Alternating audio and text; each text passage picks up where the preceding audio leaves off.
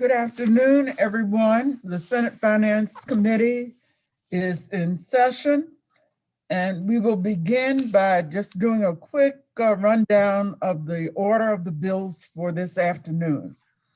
We're starting initially with Senate Bill 459, Senator Feldman. And we're going to Senate Bill 252, Senator Ellis. Senate Bill 771, Senators Hester and Rosenfeld. Senate Bill 893, Senator Rosenfeld. 811, Senator Hershey. 790, Senator Kagan. 816, Senator Klossmeyer, in her role as chair of the Joint Committee on Unemployment Insurance. Senator Klossmeyer again, 818, and then Senator Klossmeyer with 819. I think that is our order. The sponsors of the bills, as usual, will have a limited time so they can lay out the parameters of their bill.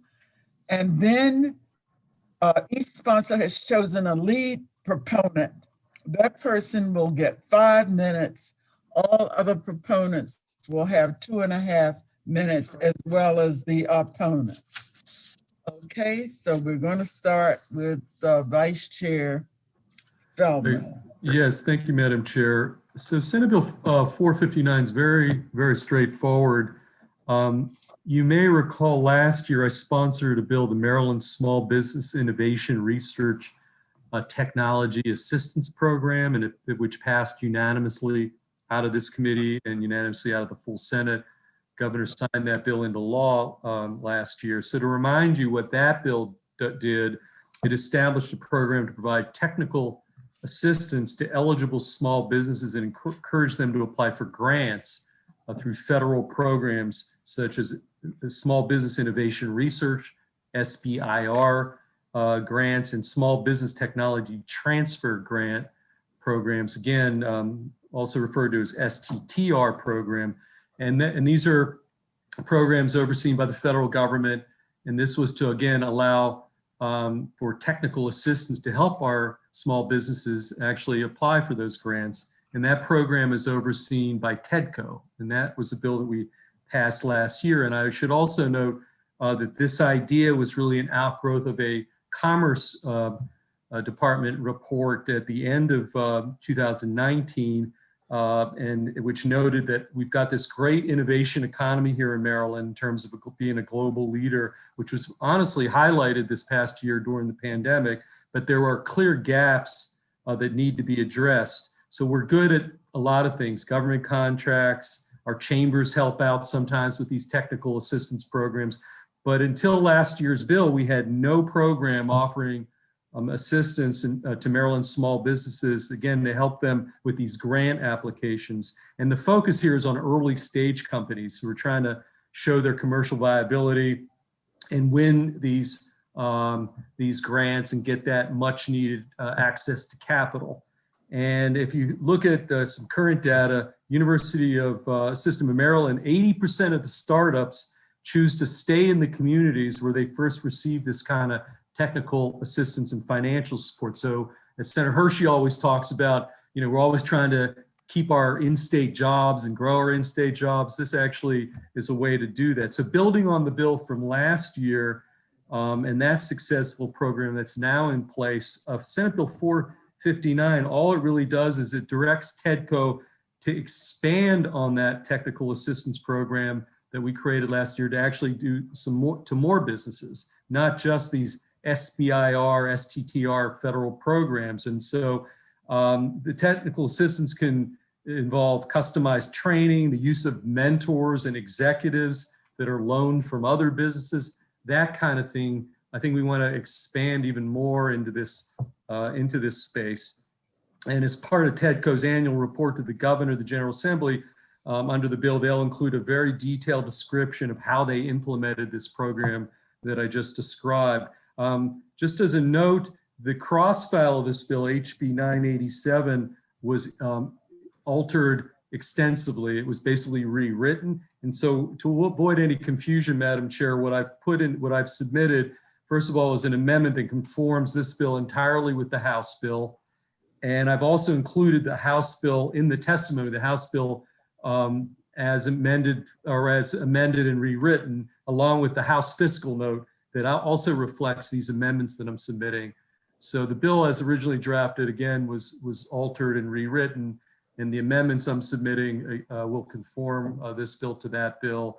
And so again, the fiscal note, the House fiscal note, and the House bill are in the packet that's been submitted, so you can see where we are. And that's all I have with that, Madam Chair. With that, those amendments, I'd ask for favorable on Senate Bill 459, and we've got the new head of TEDCO here, and we've got the Tech Council as well testifying. And the only final note is, you'll notice in the fiscal note, it is subject, I think, to an appropriation by the governor. And so if the governor chooses not to do a supplement, well, I'll leave that. That's maybe getting into the minutia, but that's the intent of the bill, Senate Bill 459.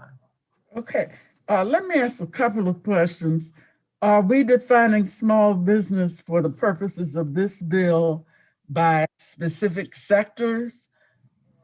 Are we defining it? Well, I think it's by size, and I might let Troy from TEDCO expand. Last year, the bill that we passed was originally for businesses that had 250 employees or more or less. It was 250 was the threshold, and then we also had some stuff in there last year. In order to be eligible for this assistance, you had to demonstrate certain sort of things. We took that out of last year's bill, and to try to make it simple. So it's actually, I think it's 50 employees or less we're defining as eligible. And I may let Troy answer that. I don't know if we have a lot of other criteria here as to, in order to qualify for this new expanded assistance from TEDCO, what criteria. I might pass on that a little bit because we did this rewrite over in the House. And so, it's not actually in the bill as introduced now. It's a rewritten bill. So I want to make sure I got my facts straight here about what they did over in economic matters. Okay. Are there other questions for the sponsor before we go to our lead proponent? Okay, if not, then we're going to Troy LaMelle Stovall. Ted. Muted. Hello, everyone. Good seeing everyone this afternoon. Appreciate always being here. Senator Feldman, I always appreciate your continued support of TEDCO and for innovation overall in Maryland. Senator Kelly, Chair Kelly, always good seeing you, and honorable members of the Senate Finance Committee. As was just stated by the chairwoman, my name is Troy LaMelle Stovall, and I serve humbly as the fairly new Chief Executive Officer and Executive Director for the Maryland Technology Development Corporation that many of you know as TEDCO. TEDCO is dedicated to economic growth through the fostering of an inclusive, entrepreneurial, and innovation ecosystem. TEDCO discovers, invests in, and helps build great Maryland-based technology companies. TEDCO aims to provide the resources, expertise, and guidance to lead Maryland entrepreneurs to opportunities in the capital markets. And that's going to be a big theme for me, is these capital markets and the resources, as Senator Feldman mentioned in his introduction. So for Senate Bill 459 will enable TEDCO to broaden our technical assistance efforts by creating a comprehensive end-to-end and very customized advisory support program to prepare entrepreneurs for the next stage of growth by better preparing those entrepreneurs to attract this capital. First-time entrepreneurs are often ill-prepared for some of the challenges that face early-stage companies, such as customer discovery, business modeling, pitch deck development, securing intellectual property, and building teams or investor readiness. A comprehensive system of assistance, as authorized by this bill, would complement the continuum of TEDCO funding by providing a continuum of those services. This bill would provide the resource to TEDCO to assist firms and understand their short and long-term capital stack needs and how to access those sources. It would provide more flexible and customized services. The graduates from the TEDCO assistance program will be better positioned to attract all sources of capital, including debt, equity, and SBIR. It's for these reasons that TEDCO urges a favorable report on the amended Senate Bill 459, and I'm available for any questions. And to the question that was asked, small business, I believe, is, again, I'll do my rookie, always my rookie, is defined by statute. And I think it is 250, if I remember correctly. I could be wrong on that, but I think it's 250. But, we tend to, there's not a whole lot of a criteria. Really, this is driven by not so much access to our funding instruments, but the ability, Chair Kelly, if there's a need for a company that's in need of this type of advisory support services, we will provide it. Okay. Okay. Are there questions of our proponent, Chief Executive Officer of TechCo? Okay, if not, then we're going to Brian Levin, the Maryland Tech Council. Thank you, Madam Chair. Good afternoon, Madam Chair, Mr. Vice Chair, and members of the committee. For the record, I'm Brian Levine with the Maryland Tech Council, and we are here today in strong support of Senate Bill 459. We thank Senator Feldman for introducing this bill. We support it with an amendment that simply seeks to provide emphasis on the capital markets and capital readiness, and as Senator Feldman said, conforms the bill with House Bill 987.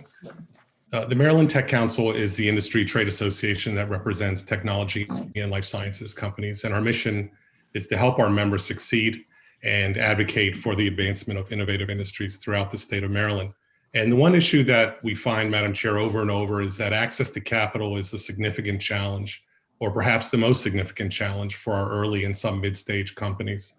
As an example, companies must learn to understand how to navigate a global capital market. So this is why we think that Senate Bill 459 is so important.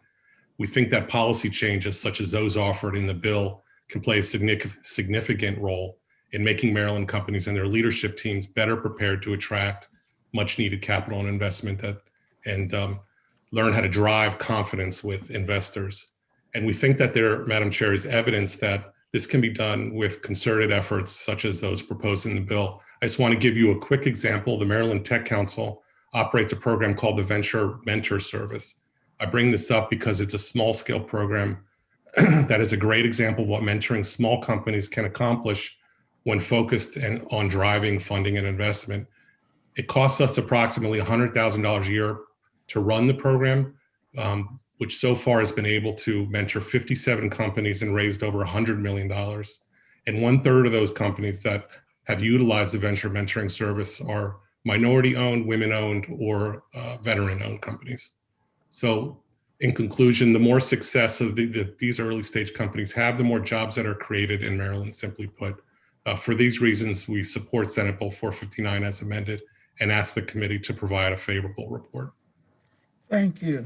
Let me ask for you or for the head of TechCo, how do those very recently formed small businesses and those that aren't quite as sophisticated about finding needed sources of capitals, how are you reaching out, or what do you expect them to do to know about you? I'll take it first and let Brian. I think Okay. that's exactly one of the reasons for this bill. And if I may, just at a 2 point being personal, since I've been here, one of the things, Madam Chair, that we've been really focused on is getting into new markets and trying to understand better places that we need to push the TechCo brand. And I think I've testified here at this committee before that one of the programs we're going to be launching in a few months is going to be around UBI. It's called the Urban Business Innovation. So it's modeled after our Rural Business Innovation District, where we actually have individuals spread across the state, and their goal is to identify and support what we're doing there in those rural areas. So we're going to bring that same type of effort, and we're going to start it in Baltimore and Prince George's County with individuals who will be supporting, sourcing, and identifying those types of firms that could use this type of effort. The second effort that I'll tell you that we're doing to get to this is called the EcoMap Project. Or Entrepreneur Hub, really, Entrepreneur Hub is the name of it. We're using a company called EcoMap out of Baltimore, and that's in collaboration with ourselves, Commerce, and USM, and it's an artificial intelligence or AI-driven platform that goes out and looks at all these great resources we have in Maryland. And that's one of the challenges that you really, your question begs to, Senator Kelly, is there's all these resources, but an entrepreneur has to know where to go look. And so we're trying to do with EcoMap, with this Entrepreneur Hub Center, is bring them to that door, as opposed to them having to knock on all those doors. We bring those doors to them. And so this AI-driven platform will find those things that make sense for, in this, let's call it the Kelly LLC, and bring them to your doorstep, because what's the most valuable thing as an entrepreneur that you have outside of trying to get money is your time. And so we're trying to give you back some of that time by using technology to bring resources to you. So those are two examples of what we're trying to do to I think, to answer your question. Thank you. Mr. Levine, did you have anything you wanted to add? No, thank you. Okay. Are there other questions? All right, if not, that ends the testimony on this great bill, and we're going next to Senator Ellis, Senate Bill 252. Thank you, Chair Kelly, Vice Chair Feldman, and members of the Finance Committee. Arthur Ellis from Charles County District 28, presented Senate Bill 252, which is for the establishment of a minority business enterprise program contract financing program. A few years ago, and another one of my careers, I had an accounting firm in Maryland, and I worked with this electrical contractor, had a contract, had to provide the supplies, had to buy the wires and the breakers and all the stuff, and of course pay his employees. It was a good big contract, and the project was slow in paying his company and had severe cash flow problems. Great company, but a small Black-owned company didn't have the financial back end to survive waiting 6 months for his contract, his invoice to be paid. Put him in risk of going out of business. It was really terrible. And so the thing is, we don't have really control over when these contracts get paid. And so if we have a contract financing program in Maryland for companies who receive, contracts from the state, they can go to this agency, this program, and receive contract finance. It's not, just to support their idea of a business. They have a business, they have a contract with the state, help them finance their contract, i.e. their working capital. Working capital, like my example earlier, is purchasing electrical wires and paying that payroll until the procurement officer cut that check for that invoice. I think I have a presentation, PowerPoint presentation there, so I'm not sure who might be operating that. Thank you very much. So the Minority Business Financing Program, next slide, please. Established a Minority Business Enterprise Procurement Contract Financing Program with the Maryland Small Business Development Financing Authority. Authority will provide working capital to qualified businesses, minority business enterprise, to facilitate their ability to enter into complete performance under state procurement contracts. Next slide, please. The authority will also manage, supervise, and administer the program, provide loans, and possibly award grants to certain minority business enterprises, and of course, make the regulations to go along with that. Next slide, please. Our small businesses are a large part of the Maryland economy, and anything we can do to help disadvantaged members will help our economy with jobs and, of course, revenues for families, the state, and other businesses. In 2020, the number of active business owners overall fell by 22% from February to April, the biggest decline ever, with Black businesses experiencing the most acute decline with a 40% drop. Next slide, please. The national business coverage estimates for the PPP loans, this is in relation to the COVID, is 17.7%. That total is lower in many predominantly Black areas such as Prince George's County and Charles, where only the top PPP loans. Next slide, please. Fewer than a third of the PPP loans of at least 150,000 approved in Baltimore went to businesses in majority Black neighborhoods. That's a third, according to the Business Journal of Baltimore. Next slide, please. Business closures due to COVID-19 pandemic, 41% Black owned, Latina owned 32%, Asian owned 26%, and white owned business 17%. So you can see the disparity just go up and up into a really tremendous almost half of Black-owned businesses are closing because of this pandemic. Next slide, please. Why should we support this bill? And hopefully committee members will consider it.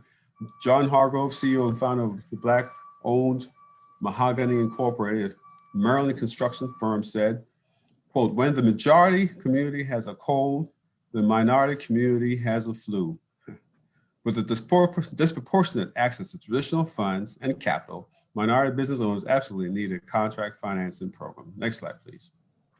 So it had some reference to some of the data I use for your further reading.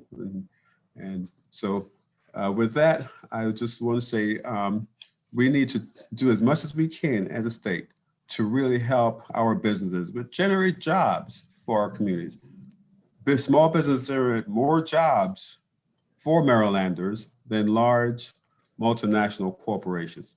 And the fund put in this, the money put in this fund would be a non-lapsing. That means it will continue to regenerate itself and after a while become self-sustaining and just continue to create jobs, because most of these monies going out from this program would be loans established by the Small Business Development Financing Authority with an appropriate interest rate.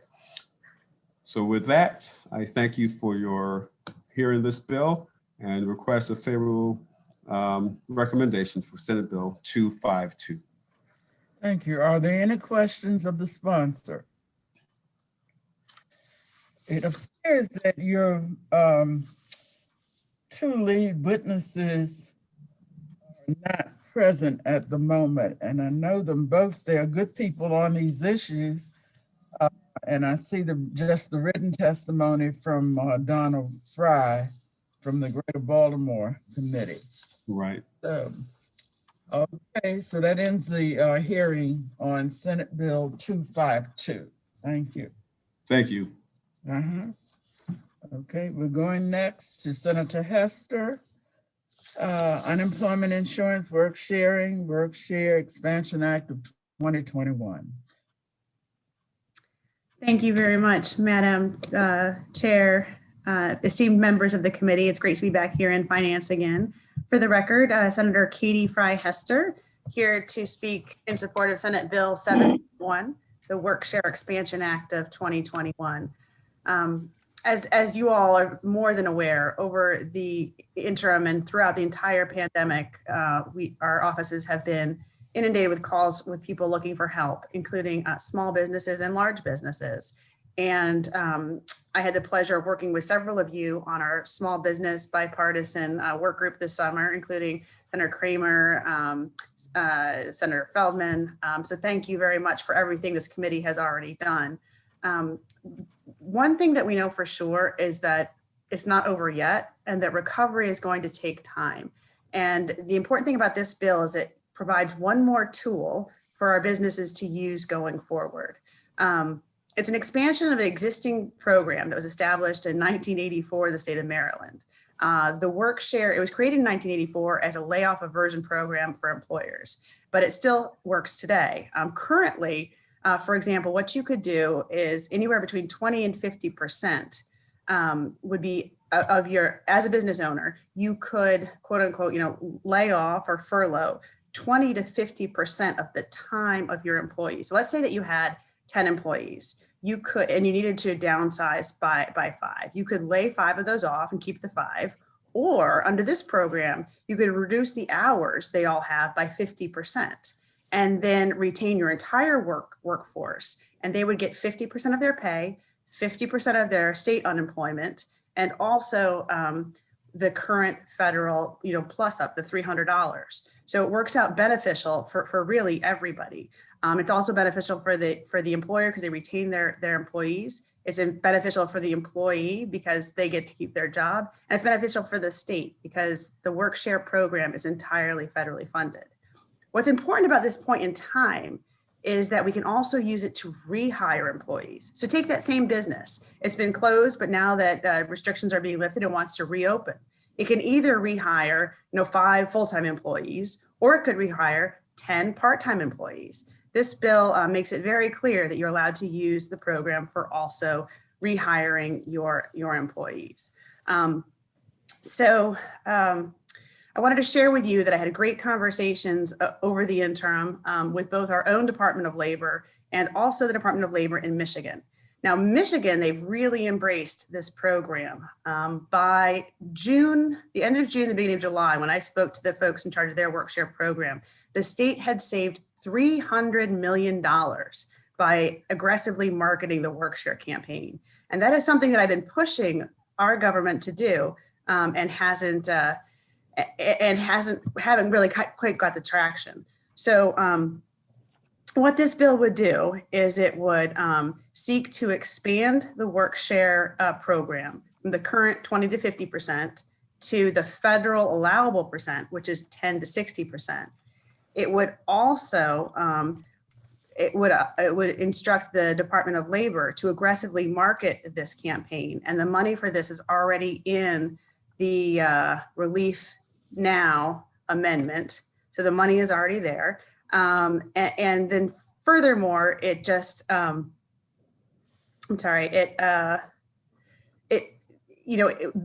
the federal programs are in place, it will save the state money.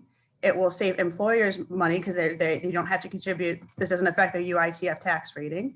And then it will save, it will bring more Marylanders back to work.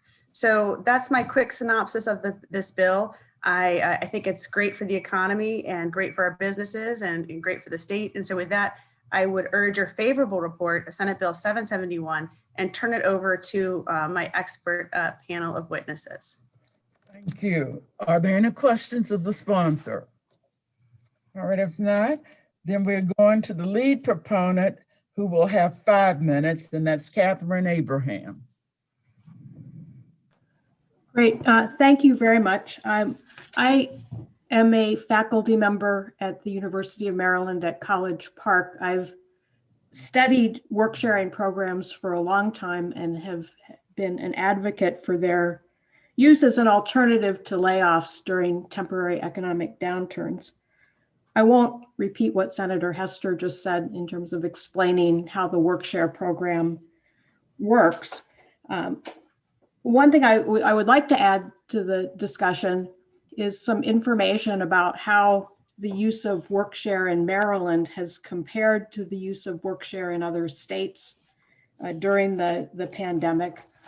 Do people have a copy of the written testimony that I circulated? Yes. Okay, great. There's a couple of tables at the back of that summarize the information on how in the 25 states that currently have active WorkShare programs, how the use of that program has compared.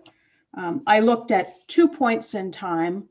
The picture would be similar if I had picked different points in time. I looked first back in the summer last year when unemployment was high and use of work sharing was at its highest.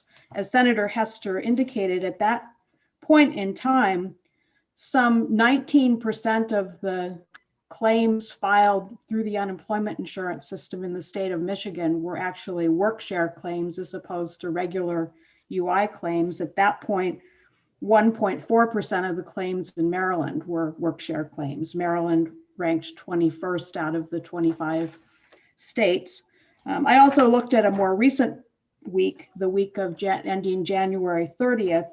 Use of WorkShare generally has come down as the economy has been recovering. The state that was making the largest use of work sharing that week was the state of Washington, where 9.6% of claims were WorkShare claims. Maryland again ranked 21st with less than 1% of total claims being WorkShare claims. I think there's a number of reasons why WorkShare isn't more used. One reason is that employers don't necessarily know about it, and there's research evidence on that. Another is that the program needs to be flexible in order to be attractive to employers. The being as flexible as possible about what the hours reductions can be, being flexible about whether all of the employees have to have the same reduction in hours, being clear that an employer can use work sharing when they're recalling workers from layoff rather than just at the point when they're first laying them off, and making the application process as streamlined as possible. All of those, a process that's burdensome can discourage use. So all of those things can be important in encouraging employers for whom it makes sense to make more use of work sharing. The Senate Bill 771 addresses all of those things. It introduces additional flexibility in terms of the hours reductions that employers can make under a work sharing plan, the circumstances under which they can use work sharing. It clarifies that employers can use work sharing when people are being recalled from layoff. It calls for advertising the program. It calls for taking other steps as needed to encourage the use of work sharing, which would include streamlining the processes. So I think from my perspective, the provisions in the bill are very consistent with what we know from research and from other states' experience about what works in terms of encouraging employers for whom it makes sense to use work sharing. Thank you. Thank you. Are there any questions of this witness? Okay. The other witnesses for this bill will have 2.5 minutes each, and we're going next to Stephen Green. Hello, Madam Chair and the honorable members of the Finance Committee. My name is Steve Green. I'm the owner of High Mountain Sports, Deep Creek Lake in Garrett County. We're a bike ski shop in the town. I'm in beautiful Deep Creek Lake here where we've had 109 inches of snow this year. And I want to say the only nice thing about a pandemic is I don't have to travel 7 hours to Annapolis to give 2 minutes of testimony. So last spring, I had to decide whether to lay off my employees and myself. It was one of the hardest decisions I've ever had to make in my life. The Wisp ski area in Maryland had shut down in mid-March, as well as all ski areas in North America due to the pandemic. So our business essentially came to a standstill. Our online business was then able to sell skis and snowboards to those going out on vacation out west, as in April, as all the ski areas pretty much in the nation and the world had closed down. And at that point, we were essentially running out of cash. During this process, I became aware of the work sharing program. I attended a virtual seminar. I sent an email request to the Department of Labor during the seminar with questions and had a response halfway through the seminar. So please keep in mind at this time, several of my employees were trying to find answers to unemployment questions and were unable to get responses. So the fact that I got an answer during this session gave me great hope. So we put our application in and were approved. At this point, the outdoor recreation pandemic boom was starting to take off. We had no employees and limited resources. Our capital was tied up and not in cash. Due to the work share program, we were able to bring back our employees back on a partial schedule, which allowed us to bring in revenue and start to ramp back up. As things progressed, we went to 80% employment, allowing the work share program to cover the other 20%. After 6 weeks on the work share program, we had the resources to put everyone back to work full-time and seek out new employees. I must say that having the ability to hire my employees back and still allow them to get the federal unemployment benefit was a big morale booster. At that point, it was $600 plus the Maryland unemployment benefits. As an employer, I'm worried about how the state will recover from the unemployment fund. I am a huge proponent of the work share program for this reason, because it allows 100% payment of unemployment from the federal government, which is, to me is just a no-brainer. Fiscally, this is just a great tool. I believe there will be few programs that will have as much return on investment as this bill. The return on investment, the ROI, of this bill is very high for the state of Maryland. To me, this is a win-win. Thank you very much. Are there any questions for this witness? All right, if not, then we're going to Leonardo McClarty.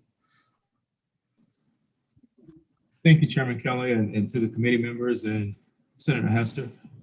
Again, Leonardo McClarty, I'm the president of the Howard County Chamber of Commerce in Columbia, and certainly here to speak in favor of this legislation. And really, from my perspective, I think we've heard certainly from a business owner in Steve, and in many respects, I can echo some of the things that he touched on. And really, for me, it's about the fact that this is another resource that in many respects, a lot of our businesses, and particularly our small businesses, are just simply unaware of. I actually was not aware of it myself until Senator Hester during the pandemic actually reached out to me and asked, was I familiar with it? And had we been sharing it with our members? And of course, at that time, the answer was no. And ultimately, we talked. We subsequently held a webinar on it in which many of our members were made aware of it. And to me, I think there are probably 2 or 3 key points here, I think, in what's really important about, 1, the program, and 2, I think the expansion of it. The first is that, like many of the Department of Labor programs, a number of our businesses simply are not aware.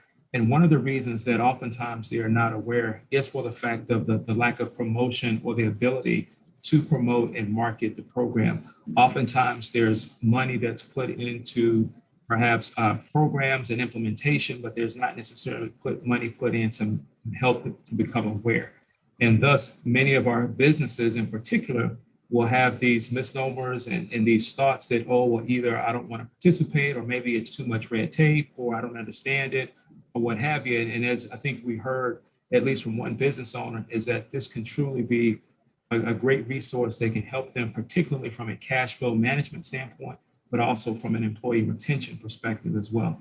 I think the other thing is, we've talked a lot over the last couple of sessions at least about the expansion of apprenticeships and so forth. And the fact that this also now allows for apprenticeships to be, or apprentices to be eligible and participate in the program, I think is also another positive, particularly as we continue to try to shore up certain industries and areas where there may be a shortage of talent, and where we do have people that are possibly being trained and that we can ultimately be put to work. And so ultimately, I think, again, this is a great program that ultimately is able to help our employers as well as help our employees as well. But the biggest thing is we have to make sure that people are aware and know about it. And so certainly I would ask for a favorable vote on Senate Bill 771. Thank you. Are there any questions for Mr. McClory? Senator Kramer. Yes, thank you, Madam Chair. This is not so much a question as a comment, and I just wanted to thank Senator Hester for her work on this outstanding legislation. This is an excellent bill, but her work goes well beyond this particular legislation before us. She has totally committed herself to working on improving the small business climate here in the state. And I had the opportunity to observe a lot of the work that she was doing during the interim. And I really think we owe her a debt of gratitude for her commitment to small businesses here in the state, and the time, effort, and energy she's put into not just this bill, but a whole series of other legislation that she worked diligently on. So thank you, Senator Hester. Thank you for that, Madam Chair. Thank you. All right. And that ends the testimony on that. Thank you, Senator Kramer. Thank you, Madam Chair. All right. Mrs. Thank you. We're going next to Senate Bill 893, Senator Rosa Pep. Senator, you have all the time that you need to explain your bill and give us all the parameters. Since you didn't select one or the other of your witnesses as a lead proponent, they will each have 2.5 minutes. Right. Thank you very much, Madam Chair. And I want to apologize to the committee for my testimony last week on my testing, tracing, vaccination bill, where I took it too little time and didn't really explain it well enough. So I'm going to try to do a little better on this bill today. This is a pretty comprehensive bill to deal with a lot of the problems that we all have seen with the unemployment system over the last year. Like all of us, I've been hearing from constituents and talking to other legislators, talking to the Labor Department, looking at what other states have been doing, talking to people at the national level about how can we make the insurance system work better. And working particularly with Senator Klausmeier, who obviously is, as we all know, is our Senate lead on unemployment insurance issues. And she and I have talked a lot about this. So some of what's in the bill is duplicative with other bills, with her bills and perhaps other bills, because these things were drafted, at least in my case was drafted really 2 months ago, month and a half ago. And some of it is overtaken by events because of action the governor's taken, frankly, action that we took in the governor's stimulus and Recovery Now package. So take the bill seriously, but not literally. If you see something, you say, well, we already did that. Well, it's probably because we already did do it. I also have 2 amendments that I've submitted to the committee that I'm in a moment or two going to focus on in a little more detail.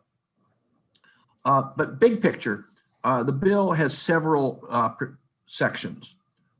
One deals with improving customer service. Again, every member of this committee is aware of the problems, but they're very detailed requirements on the department and directions for the department in terms of how to improve customer service, from language services to training of staff, to time limits on getting back to people, to putting caller ID on calls from the labor department so people know who's calling. There's a long list of basically best practices on customer service, including putting in a system of regularly evaluating customer service going forward through mystery shopping, which customer-facing organizations all over the world do, and we should definitely do it for the Labor Department unemployment insurance. It also focuses on a standard for speed of processing claims. There are metrics nationally that say that 92% of claims should be completed within 21 days. That's not happening. So it addresses that issue. Creating a single point of contact for claims that go over 8 weeks to reduce the confusion that our constituents have. So there's basically a long list of customer service provisions in the bill. Happy to come back and answer questions about those. Second piece is the deposit options for unemployment checks. As I'm sure you've heard from your constituents, because the state basically has said that they're going to deposit your check in the Bank of America card, it's frustrated many people who would like to get a paper check or like it directly deposited in their bank. And it also costs money that does not need to be spent. So this would basically say that applicants would get real-time information about their options. And if they didn't make a choice, direct deposit would be the way to go. Third is rebuilding the department's capacity. And that's filling open positions, obviously a high priority, and investing in technology to improve the processes. The department has made some progress on both of those, but frankly still has a long way to go. And we're going to have unemployment at significant levels. I'd say foreseeable future. I would say at least the next year or two. And we're going to have some people unemployed forever because that's the way the economy works. And so I think the crisis has revealed some real limitations in our UI administration that need to be repaired. Next is maximizing use of benefits. Maryland has a relatively low rate of use of unemployment benefits by people who are qualified for it. Partly that's related to the customer service problems. Part of that's related to our rules. So one of the proposals that other states have done is to say that the department needs to monitor and report regularly on the extent to which people who qualify for unemployment benefits are getting unemployment benefits, to provide some accountability. And then secondly, it would increase the income disregard from $50 to $300. And that's basically a situation in which folks who are unemployed, particularly, this was an issue the second half of last year, and then particularly over the holidays when the additional federal benefits lapsed. People work gig jobs, they work second jobs, or in this case, they work a part-time job. And you got to be careful that you're not penalizing them in terms of their unemployment benefits because they still got to pay their rent and they still need to buy food and they still need to support their family. So it increases the disregard. Then employer relief, and these have been addressed in the governor's executive orders and in our legislation, which is waiving experience rating during the period of the pandemic, and also allowing employers to delay payment of their unemployment insurance tax that's due this year to help them with cash flow in the short run. That's been dealt with. Also, looking at the long term, it would set up a process with the Joint Committee on Insurance Oversight to do a serious long-term study on problems that have been revealed during the crisis with our unemployment insurance program and moving forward with those. And I'm sure Senator Klausmeier and others have thoughts about how to do that. The two amendments that I want to bring your attention to that I submitted, there is a provision of the bill as drafted dealing with connecting health insurance to those who are applying for unemployment insurance, the way we did a couple of years ago for people when they pay taxes, to let them know about whether they qualify for health insurance. And so there's an amendment I've submitted working with the advocates to clarify that and working with the healthcare exchange to make it work better. So there's a provision in the bill, but I prefer my amendment because it'll work better.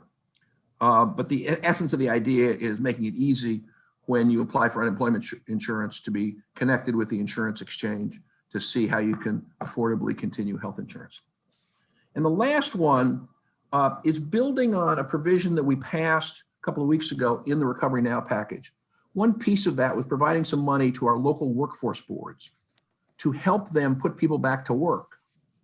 Now, as I was working with the workforce boards, they brought to my attention that they do not get regularly and timely the applications for unemployment insurance that are filed with the State Department of Labor. And that's a problem for the unemployed because the local workforce boards have all kinds of employer relationships where people are looking to hire people. And if they could get real-time access to who's been laid off, they'd be able to match people more quickly and get people back to work. So that amendment, which was not in the original bill, would help our local workforce boards put people back to work. That's it, Madam Chair. Happy to answer questions. I must say I'm impressed. It sounds like something that we do need. Are there questions of this witness? Okay, if not, then we're going to Stan Dorn of Families USA. He's not in the meeting. Okay, well, he's not here. Then we'll go to Vinnie DeMarco, Maryland Citizens Health Initiative. Thank you, Madam Chair, Mr. Vice Chairman, and members of the committee. We're very excited here at the Maryland Healthcare for All Coalition to support Senator Rosa Pepp's Senate Bill 893, and in particular, the provision the Senator mentioned, connecting people with the health exchange and health insurance when they file for uninsurance. I first want to say that a colleague, Stan Dorn from Families USA, who helped develop this idea, could not make it today. Crises have come up in Washington, D.C., but he has provided written testimony, which I suggest you look at, showing how a program like this got tens of thousands, over 100,000 people connected to Medicaid in the state of Kentucky. It's a really great way to build on the wonderful success of the 2019 easy enrollment law that you all passed. This committee, of course, took a lead on that, and that has resulted in thousands of people getting health care coverage who didn't have it before, but were eligible for free or low-cost health care and just didn't know about it. And through the tax system today, they got enrolled in healthcare, and many of their children got enrolled, and it's really been a tremendous success. And Madam Chair, I can tell you the country's watching. The state of Colorado passed easy enrollment law, and we're talking to several other states, and Senator Chris Van Hollen is going to put in a national easy enrollment law. This is a way to build on that success. We did focus groups where we talked with people who are uninsured but eligible for low cost or free health care. And what the people said in that focus group summary is in your packets. It said that this is a great idea. I'll just quote from one person in the focus group. When described this idea to them, they said, I like that, I like that, I like that. The unemployment is the place to find people who are uninsured, because when you become unemployed, you're eligible for unemployment insurance, but you're also desperately trying to make ends meet. You're not really going to be ready to go through the process of getting healthcare insurance. But by this easy connection, we could find, Madam Chair, thousands of low-income people in this state who are suddenly desperate because they don't have a job, they're getting unemployment insurance, but they don't have health care, and now they can be connected to get Medicaid or the Affordable Care Act coverage, which will help them and their families a lot. And I want to say help all of us, because the more people get health care insurance, the less pressure there is on our premiums with uncompensated hospital care. And this is an important equity issue. There are many people of color amongst those who are eligible for free or low-cost healthcare and don't know about it, become unemployed. And this program, like the Easy Enrollment program, can find those folks and get them insurance. So we strongly urge you to give a favorable report to Senate Bill 893. And thank you in this committee for all you do to make healthcare progress in Maryland and lead the nation. Thank you. Thank you. Are there any questions of this witness? You must have done a really good job. Thank you. Thank you.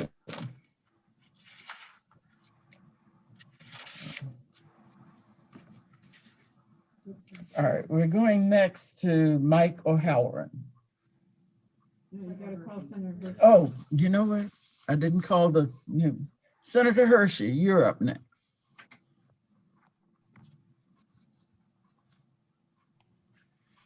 Great.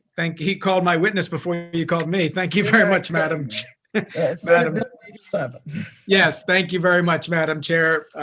Fellow members of the committee, for the record, Senator Steve Hershey here before you to present Senate Bill 811. As my colleague, Senator Rosa Pepp just mentioned, and as you're seeing, looks from now on for the rest of the hearings today, a number of bills related to the unemployment benefits, the way benefits were distributed, the solvency of the Unemployment Insurance Trust Fund are before all of us. And we're fortunate that we have the chair of the Joint Committee on Unemployment Oversight that I'm sure will be taking a look at all of these bills as well. This is a bill that I'm offering the committee today that I did submit to the Joint Committee for their evaluation. And I hope that it's something that we can continue to look at as we discuss all of these bills. But obviously, as many of you know, as a result of the pandemic, government shutdown of businesses forced the closure of many businesses and the layoffs and downsizings that was of no fault to these businesses of themselves. As we know, so many of these employees relied on the benefits provided by the Unemployment Insurance Fund, but now the bill has come due and all of these benefits need to be paid for. What I'm putting before this committee and ultimately before the Joint Committee of Unemployment Insurance Oversight is that we need to find a way that the burden of bringing the fund back to solvency does not rely and does not count specifically on the businesses that were so affected by this pandemic. Senate Bill 811 is an emergency bill that requires, for purposes of calculating the unemployment insurance taxes, rather than immediately going to Table F, the implementation of the rate would be staggered so that Table C will apply in 2021, Table D will apply in 2022, Table E will apply in 2023, unless otherwise a lower table under the current law would be necessary in those years. What my bill doesn't contemplate specifically is that the gap will have to be made up. And what I can say to the committee is that there are a number of resources that might be able to make up that gap. Certainly could be the general fund. It could be more stimulus from the federal government. And specifically, I'd say we found a number of resources to pay for the Relief Act. So I say let's keep looking and find ways to reduce the burden of replenishing the Unemployment Insurance Trust Fund. Let's reduce that burden on the businesses. And I think my bill could help doing that. So I would ask the committee for their favorable consideration and at least to consider this as we look at unemployment, other unemployment insurance bills before us. Thank you, Madam Chair. Thank you. Are there any questions for the sponsor? Senator Klausmeyer. You got to unmute. Okay, thank you. Senator Hershey. Yes, ma'am. Gotten any input from the department? Unfortunately not, Senator. Okay. All right, that's Yep. that's fine. Now, I'm just curious as to, as we spread it out, how much the interest is going to be. If we can get some numbers, maybe we'll get a hold of hers, because I really like the idea of what you said. So I think we'll just look into it a little bit more. So, I appreciate that. Thank you. okay. Okay, are there other questions? All right, if not, we're going to Mike O'Halloran, and you have the 5-minute slot. You're the chief proponent. Well, thank you, Madam Chair. Hopefully I won't take up all 5 minutes. I'll reserve that for any questions you may have. Thank you, Chair Kelly, Vice Chair Feldman, and members of the Senate Finance Committee. For the record, my name is Mike O'Halloran, here on behalf of NFIB Maryland, whose mission it is to protect and promote the ability of small business owners to grow and operate their business. NFIB Maryland strongly supports Senate Bill 811, and I want to thank Senator Hershey for introducing this very important bill. The committee has my written testimony, and I encourage them to refer to it for a more in-depth explanation as to why this bill is so important for small business owners in Maryland. As Senator Hershey kind of alluded to in his remarks, the Relief Act provided some relief to small business owners in the form of a waiver from claims on their experience rating. But Senate Bill 811 provides the type of relief that small business owners really need. Indeed, New Jersey recognized this issue, and that is why they enacted a law that combines the experience rating relief and a phased-in tax increase envisioned in Senate Bill 811. Their law will save New Jersey job creators $940 million in increased unemployment payroll taxes. This bill is straightforward, but I also want to, I also understand the need for balancing the sort of relief sought after in SB 811 with the fiduciary responsibility the state has to ensure the trust fund solvency. But let us remember, Maryland's employers are the sole payers into the trust fund. Maryland small businesses are looking at a pretty high likelihood of remaining in Table F for the foreseeable future.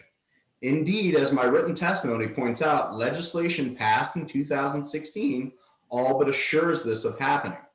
But unlike 2016, employers are not coming off of the Great Recession.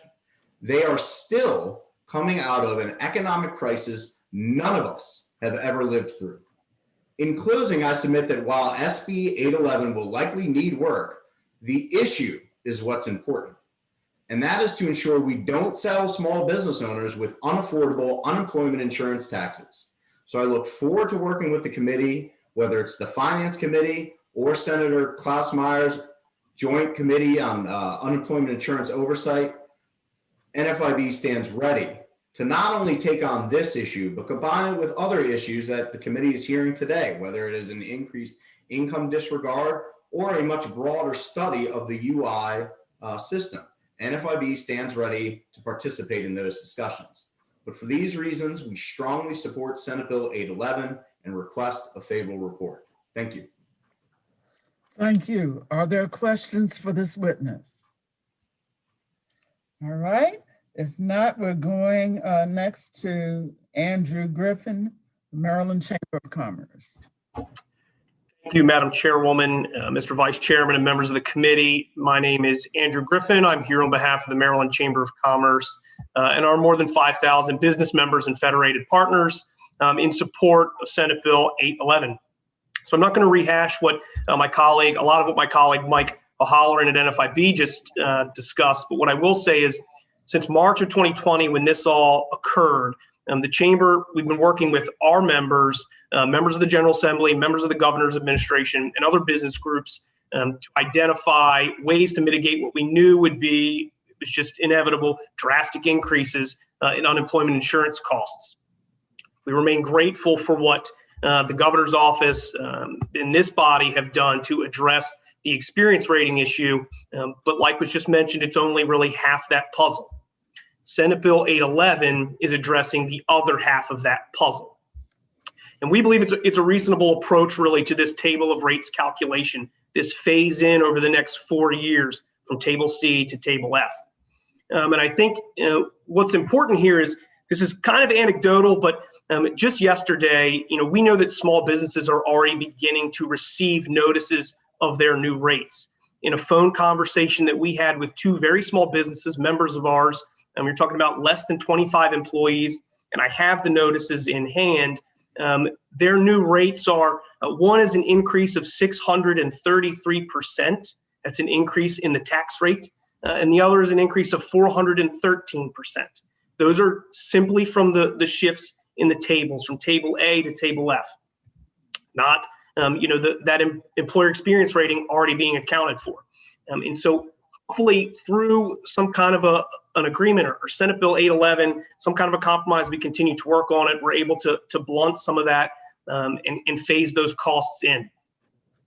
And so in conclusion, really, businesses not looking to shirk the responsibility of paying into the program. I think really what, if anything more than they're asking, is just a little bit of cash in the pockets now to help keep the doors open and so that they're there to continue to make these payments for the foreseeable future. And so that I'll conclude, urge a favorable report, and I'm happy to answer any questions. All right, are there any questions for this witness? Okay, and finally, Chris Costello. Thank you, Committee Chair Kelly and Vice Chair Feldman and Chair of the Oversight Committee, Klaus Meyer. Chris Costello, representing the 700 members of the Howard County Chamber of Commerce. Let me just jump in to say this is an unusual situation, as has been mentioned, but it's not the first time it's happened. You all know I've been around long enough to have seen history repeat itself. And back in the late 70s, the Unemployment Insurance Trust Fund was bankrupt. We were borrowing money, and people thought there was no chance that it would ever recover. And a very smart member of the Senate, chair of the committee where Senator Kelly sits now, by the name of Harry McGurk, and I may be the only person who remembers his name. But no, so I see some heads, and okay. He came up with the idea of doing exactly the same thing, Senator. He cut the rate going up. We were going to be one of the highest cost states for unemployment insurance in the nation. And he saw the wisdom of doing just this. And within a year, the employment started to increase at such a rate that the fund quickly replenished itself. We saw rising employment. And when you see rising employment, what happens is that fewer people collect unemployment. More people are paying taxes on more wages, and more money goes into the fund.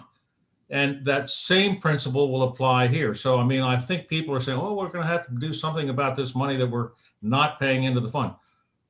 We didn't worry about that so much then, because the economics is that this money is going to come into the fund. It's going to come in very quickly, because when COVID recedes, employment will increase.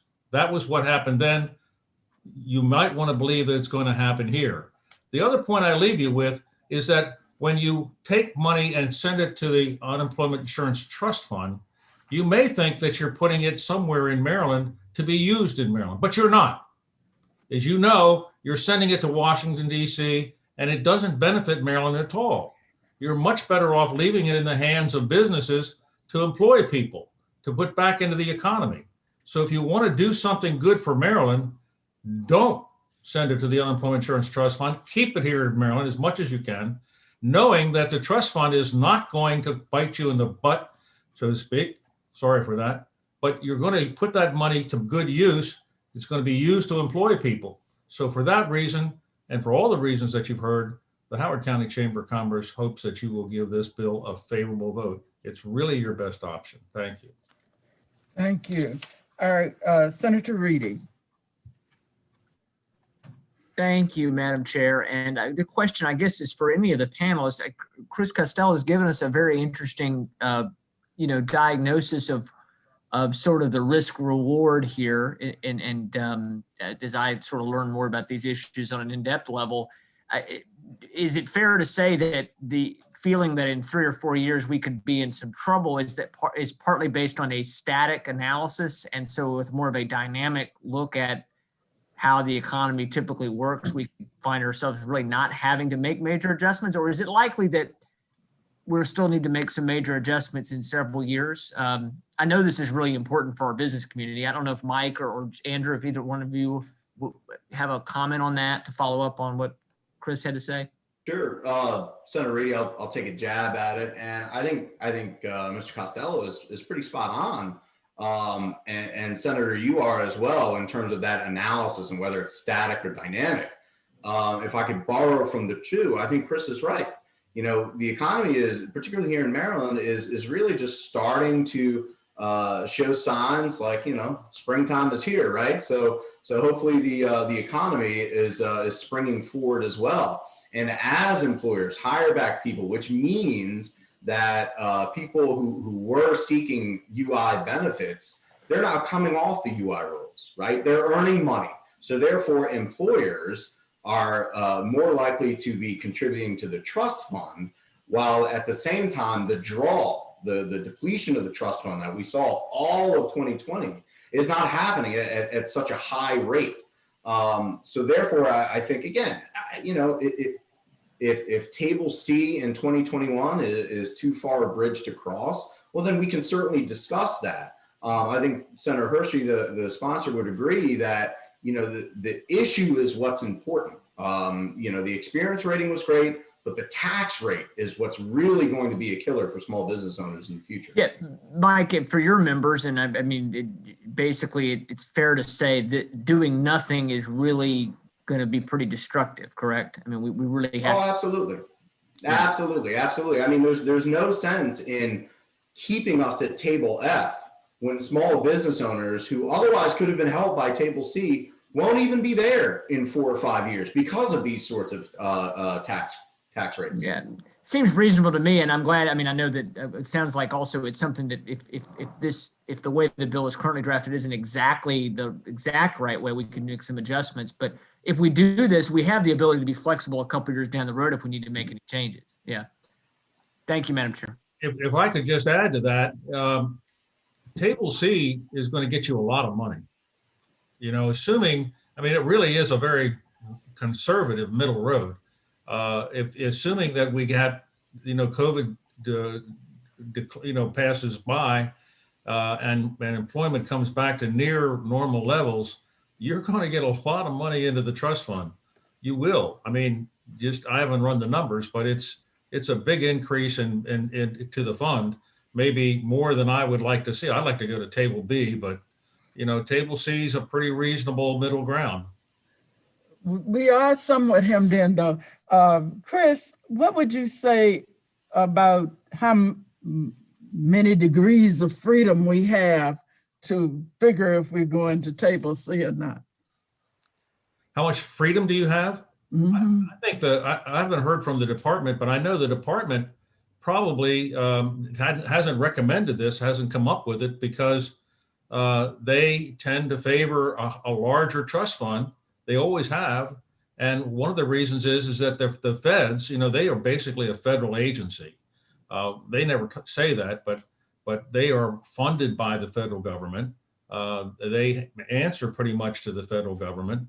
And the federal government, the federal agency that they report to, they want that fund to be at over $1 billion all the time. And why? Because that's kind of their policy. To them, it's no skin off their nose if we have to put more money into that fund and at the expense of small employers who could better use that money to hire people. They don't have to pay wages. They don't have to meet payroll. They don't have to struggle with that.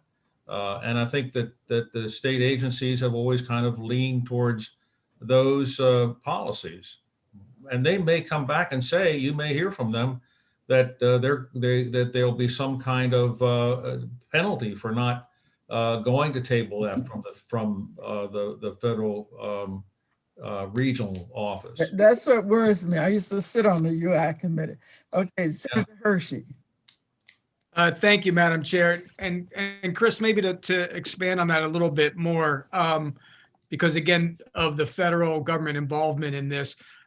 First, not every state handles unemployment insurance the same. Is that accurate?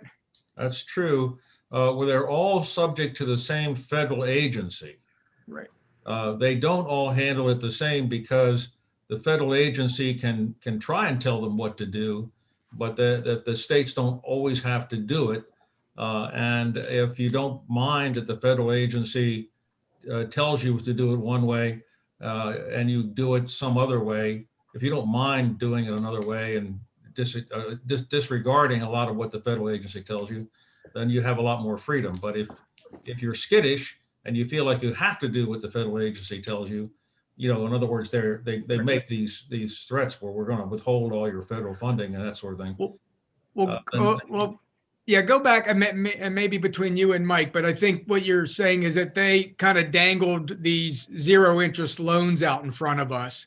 Yeah. And as a result of doing that, the General Assembly reacted and passed legislation. Is it time maybe as part of this whole process, as we're looking at this year, that we maybe reevaluate that? Maybe we think that the government could end up coming up with waivers or other ways that we don't need to be locked in to what they have suggested of us? Yes, Senator Hershey, if I could just jump in there. I think you're absolutely right. As my written testimony points out, and indeed, as I even suggest in my oral testimony, when the legislature passed this law in 2016, the understanding was on the heels of the Great Recession, the federal government, looking at the landscape of states and their UI trust funds, said, look, if we're going to keep providing you guys loans at zero to low interest rates, you guys are going to have to meet certain solvency guidelines. All right. So there were a certain number of states, unlike Maryland, that said, appreciate it, federal government, Uncle Sam. However, they made the determination that they would rather, keep rates as low as they possibly could for employers. Now, was that done at the risk of perhaps foregoing these lower interest loans? Yes, it was. But, as I also said, the current crisis that we find ourselves is nothing like what we were reacting to back in 2016. So when we talk about the federal government, whether it's through another stimulus that we could dedicate a portion of those funds directly to the trust fund, I am willing to wager dollar to donuts that the federal government will look at states that contemplated bills like SB 811 or enacted laws like New Jersey did. They're going to look at them and say, look, this wasn't a Great Recession. This is a global pandemic. We're going to figure out a waiver process or somehow for you still to maintain these low interest or even cash flow loans, because we understand that particularly in states like Maryland, employers are the only ones paying into the trust fund. So it does the state no good to draw more money from a smaller pool of payers, as opposed to maybe we won't be drawing as much money in a short amount of time, but we're still going to be drawing it from a greater pool of payers.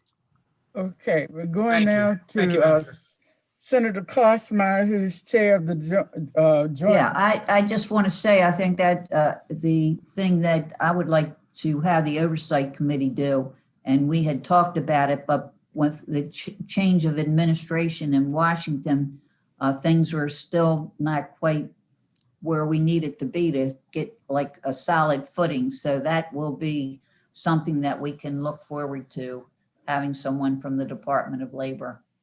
And Chris, well, I'm going to look up and see what Senator McGurk had to say. Soft shoes. Yeah. I wish you were here. He'd probably be here helping you out. Okay.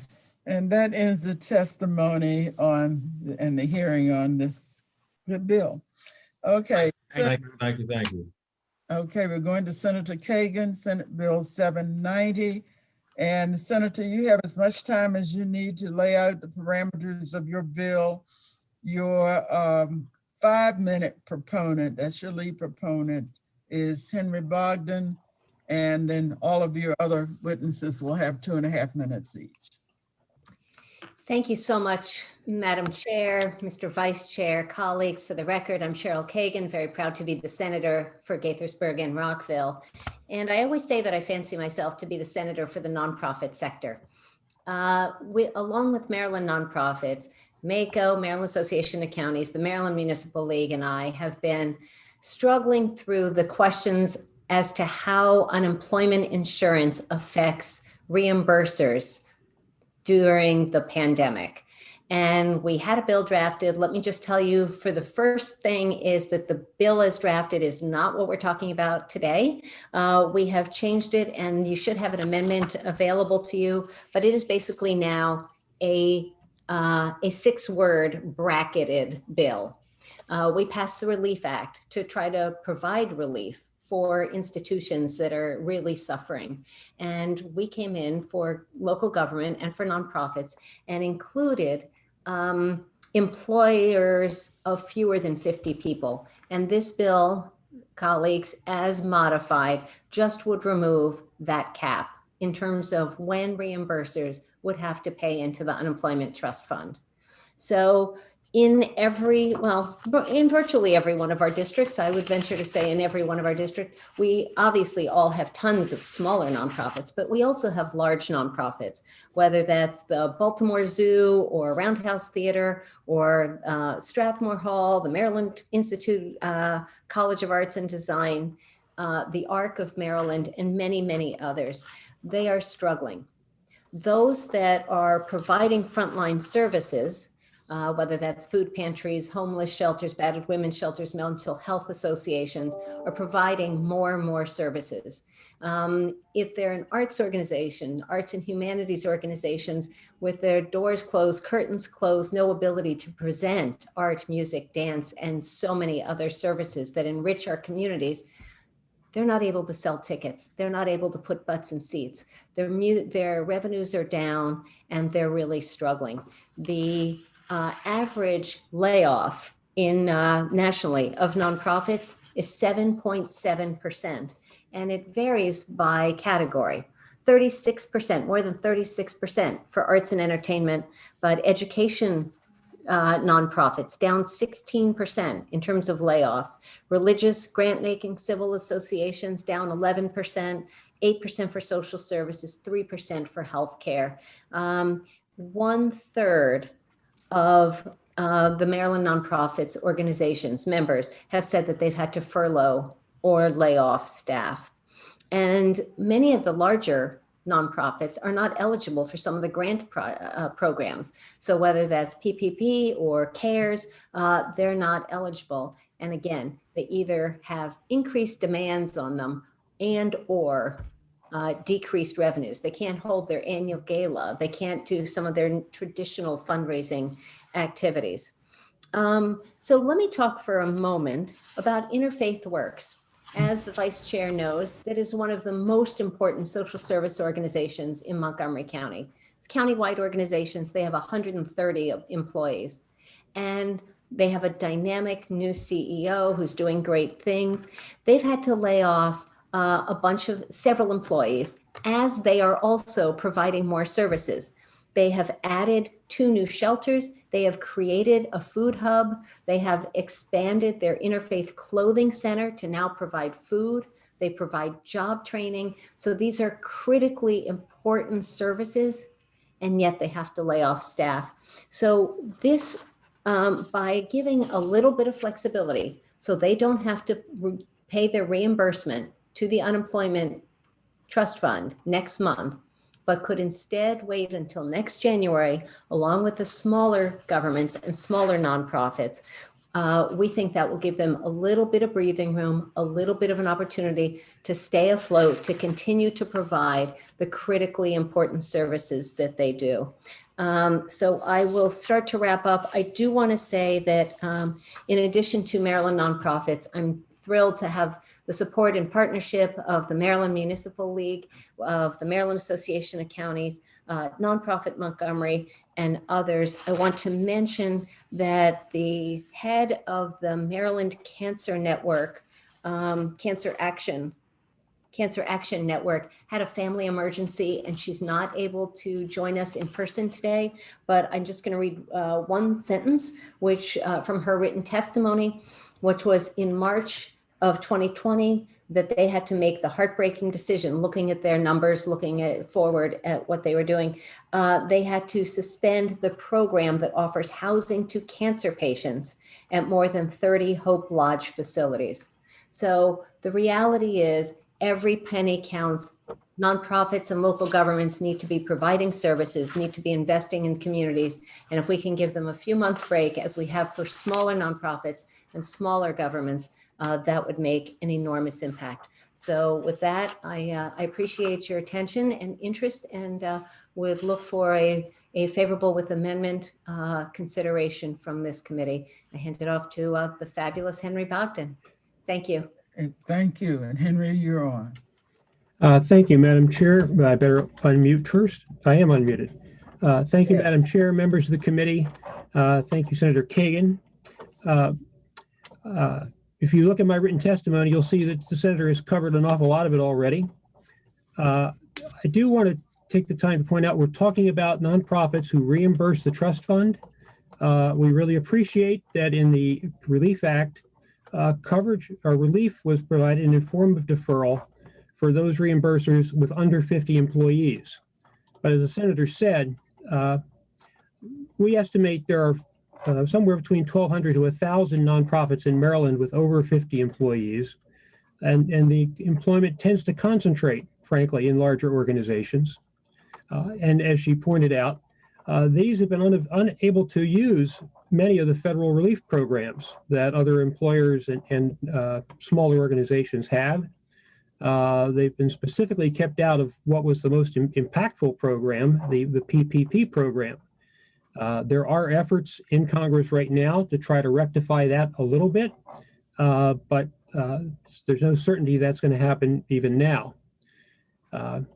Nonprofits, why nonprofits may choose to reimburse, which is what about 1,000 do in Maryland, according to information we have from the Unemployment Insurance Division, is that their employment is like government in most cases, very stable. Going back 25 years, through all the economic downturns, aggregate nonprofit employment in Maryland and nationally has remained stable or grown. We've never had an aggregate downturn in nonprofit employment before this, going back at least 30 years for which we have data. But as the senator pointed out, right now, since the pandemic started, nonprofit employment, which nationally is like 12.5 million, dropped by about 1 million. And it's still down. There was a little bit of a pickup in October, according to data from Johns Hopkins Institute for Civil Society Studies, but that sort of went away as we got into the holidays, and we are still down by between 900,000 and 1 million nonprofit across the country. We did a survey of nonprofits in September about the impact of the pandemic, and also we studied racial equity at the same time. In that survey, 33% reported that they'd had revenue losses, earned revenue losses, fee-for-service revenue down by more than 50%. And in many cases, the senator gave you examples of that. It's being able to put people in seats at events. As across the rest of the economy, nonprofits, depending on the nature of your operations, you've been either driven to do more or you've been forced to do less. And this has just impacted nonprofits significantly. Therefore, the normal reimbursement process where we pay full payment on a quarterly basis for liabilities has really been beneficial because we save money by not being a ratepayer, and that can go back into services. And it has worked up to this pandemic. This is just unprecedented. And so these organizations really do need relief. They have gotten help from the federal government. In fact, nonprofits to this point have not contributed to the problem in the trust fund because the bills have been paid. Not the reimbursers have been paying 50% and the feds have been paying 50% for state, local governments, Indian tribes, and reimbursing nonprofits.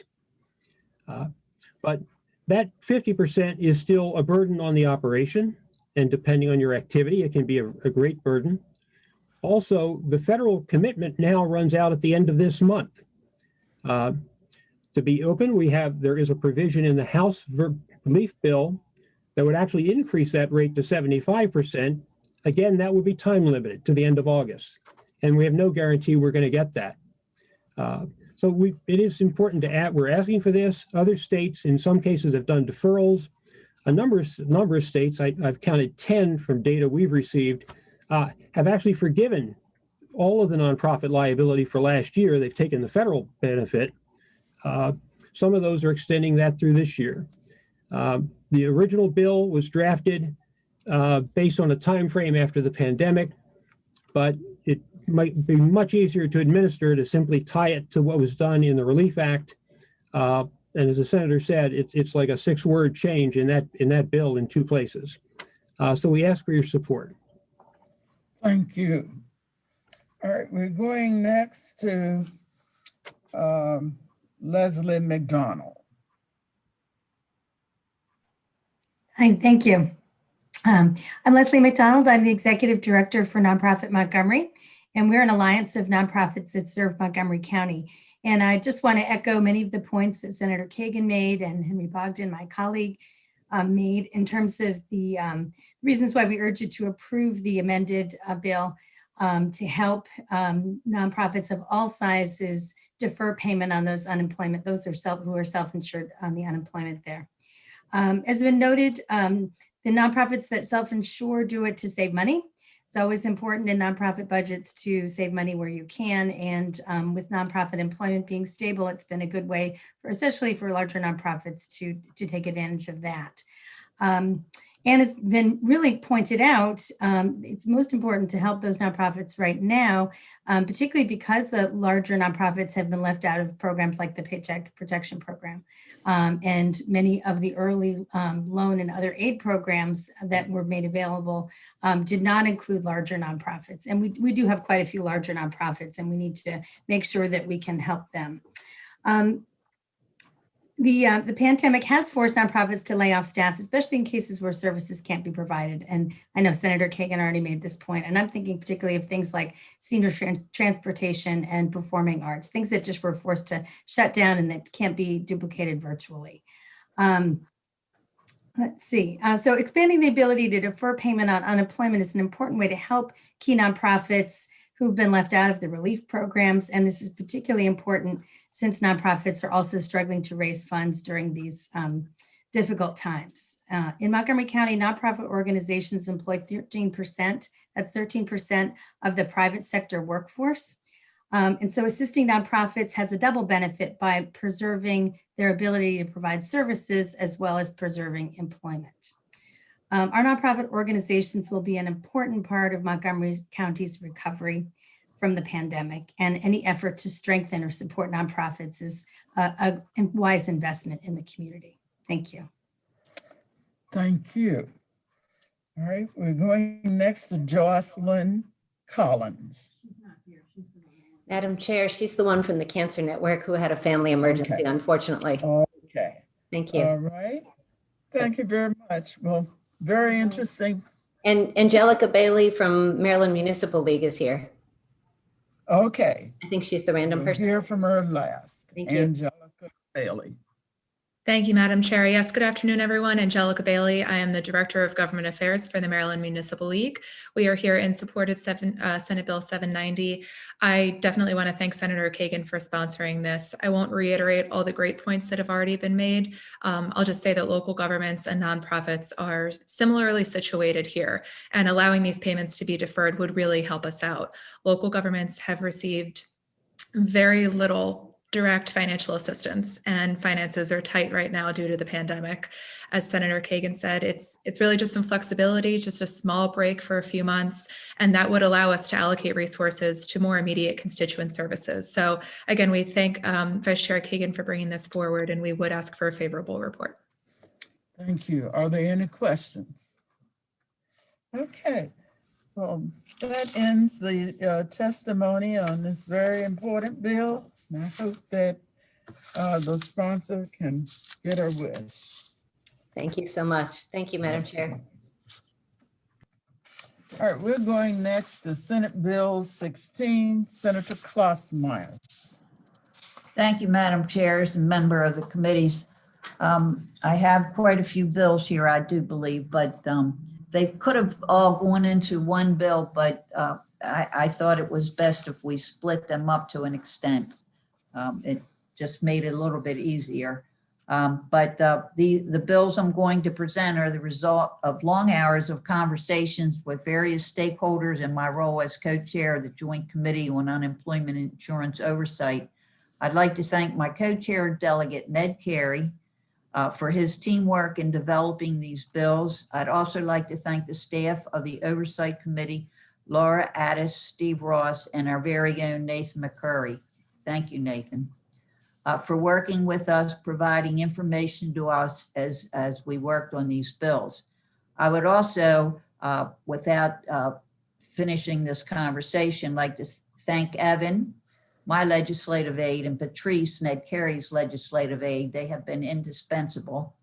And I also would like to thank Senator Rosa Pepp, Senator Hester, Senator Hershey, and other senators that gave me their input and ideas. So thank you very much. It's important to note that while these bills are being presented today, the work on them is not done, as we all know. Over the past year, all of our offices have been inundated with constituents who have had issues with their unemployment claims. We've also heard from businesses who are going to be impacted greatly by tax increases as a result of moving into tax table F. If you have any ideas or items that need to be added to these bills, please do not hesitate to let me know. Senate Bill 816, Unemployment Insurance Employer Contribution Payment Plans. Senate Bill 816 requires the Maryland Department of Labor to implement flexible payment plans for employers to pay their unemployment taxes. This legislation not only codifies current practice, but goes a step further in requiring flexibility to ensure that business owners have every tool in the toolbox to help them recover from COVID-19 pandemic. Under current law, the Department of Labor has been required to offer flexible payment plans when employers are in tax table F, which contains the highest tax rates. While the department does offer payment plans, they have not developed the regulations that were required.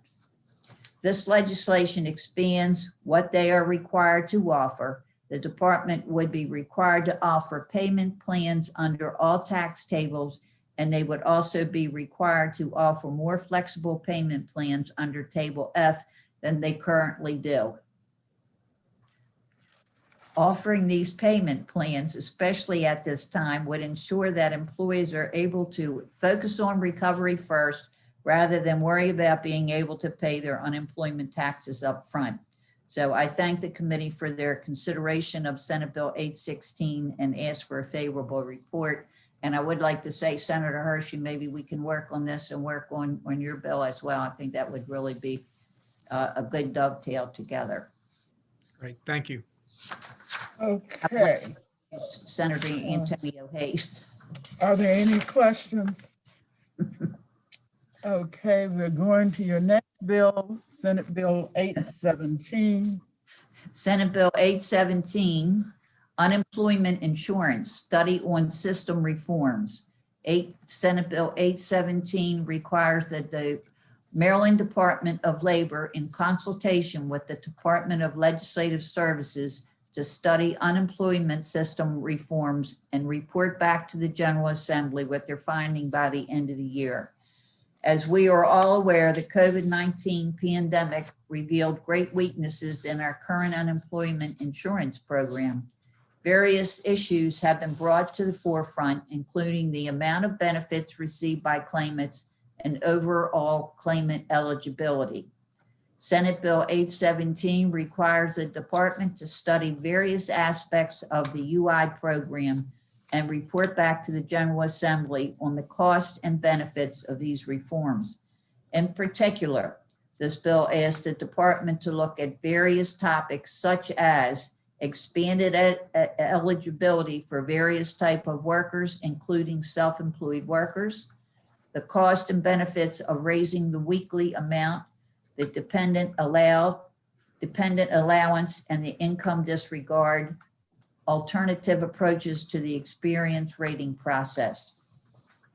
One thing we must look at in each of the items listed above is their impact on the unemployment trust fund.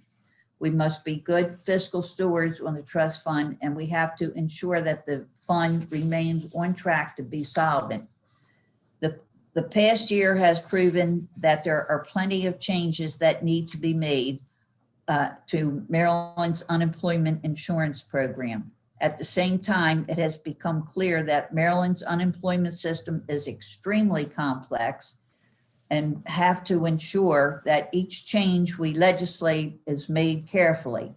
Having the information requested in this study will go a long way for us as we consider changes to the UI system in the long run. I thank the committee for their consideration of Senate Bill 817 and ask for a favorable report. Thank you. We will be working on these. If anyone. Okay, if there are no Anything. questions, we'll go on to Senate Bill 818. I like it. Senate Bill 818 requires the Maryland Department of Labor to have a disaster plan in place that can be executed when there is a drastic rise in outstanding unemployment claims. This legislation also adds reporting requirements, not only in disasters, but in normal times as well. Early on in the COVID-19 pandemic, it became clear that the current structure of Maryland's Division of Unemployment Insurance was incapable of handling such a massive increase in the volume of claims being filled each week. We all felt that, and we all knew that. While some progress has been made, we still continue to hear horror stories of people waiting several months to receive determinations on their much needed benefits. If the department had a plan in place to handle this significant rise in claims, it's possible that the claims would have been able to be processed in a much quicker fashion. Before I get to the plan itself, I want to discuss the reporting requirements added to the bill, which are not related to the plan itself. The Department of Labor will be required to report monthly to the General Assembly on the balance of the trust fund, the number of claims pending adjudication, claims resolved over the past month, claim determinations, and a total claims processed. I am also looking at adding weekly requirements that can be published on the department's website to show how quickly claims are being processed, and an amendment language will be coming shortly. So I'll be taking care of that. With the amendment I have submitted, the disaster plan will be executed when the unemployment rate is over 6% for 4 consecutive weeks.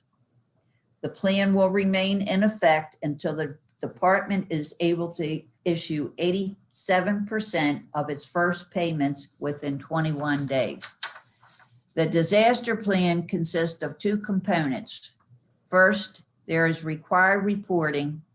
The department will have to report to the General Assembly on their plan to navigate the disaster, their anticipated staffing needs, which I think is very, very important, the trust fund balance, and updates on federal support and funding.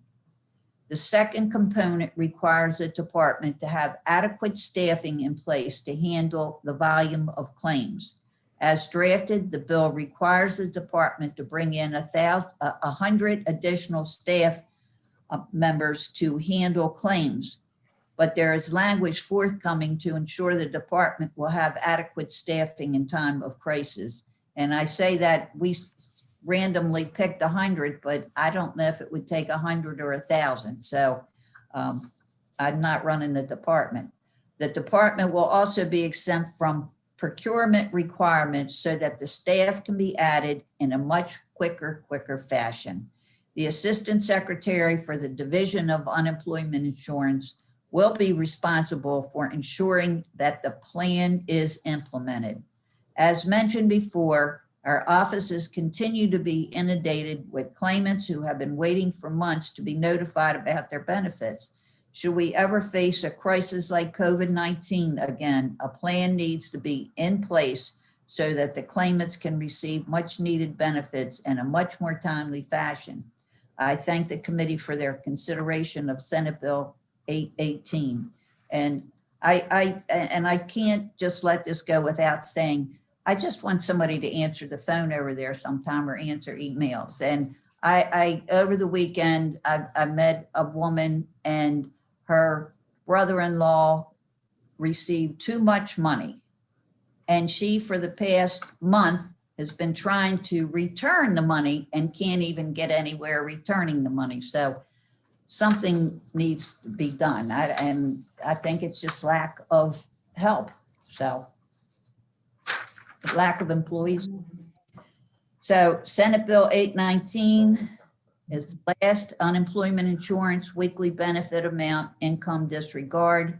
Senate Bill 819 raises the amount of income that will not be deducted from a claimant's unemployment benefits from $50 to $300 for the duration of the state of emergency. Increasingly, what is known as the income disregard will incentivize more people to seek part-time work without losing their unemployment benefits. Under current Maryland law, claimants can only earn $50 a week in income without losing any unemployment benefits. Because this disregard is so low, Marylanders are more likely to not seek part-time work due to the possibility of losing their unemployment benefits. At this time, there are too many Marylanders suffering due to the ongoing COVID-19 pandemic, even with receiving only unemployment benefits. Increasing the income disregard will allow Marylanders to keep more income part-time through part-time work, therefore providing them with some, with some financial relief. Once a state of emergency ends, the disregard will go back to $50. In Senate Bill 817, which is a study of the unemployment system, I have asked the department to report back to us about the impact of increasing the income disregard in the future. Before we make a permanent change, it's important to look at the cost and benefits of changing that amount. And I thank the committee for their consideration of Senate Bill 819 and ask for a favorable report. Thank you. I would just say that